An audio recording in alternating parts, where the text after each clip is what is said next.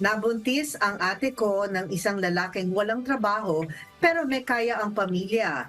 Pwede bang ang pamilya ng lalaki ang hingian namin ng sustento?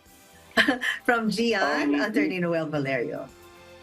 Legally po pwede ho. Pero kung alam niyo yun, extra legal, halimbawa, wala ka pang demanda sa court, mahihirapan kasi siyempre unless and until may order ang court, wala ko tayong mahihingi. Kasi dun sa hierarchy, yung hierarchy of persons na dapat hinga ng support, nandun yung unang-una yung spouse. Pangalawa, of course, yung magulang ng spouse. Patlo, yung mga kamag-anak, kapatid.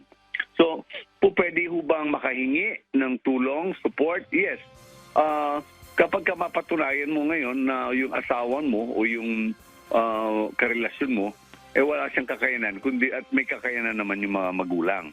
So, pwede ho. Kaya lang, you have to go through the process of filing a petition for support sa korte ho. At may mga requirements para documentary and at the same time mga requirements, no? Other requirements para makahingi ka ng support. Kasi maski ikaw hihingi ng support, meron ka ring obligasyon. Mutual kasi ho yung obligasyon natin sa anak natin para para ibigay yung support. So, yung share lang nung lalaki o babae doon sa anak ay pwedeng hingin dun sa magulang.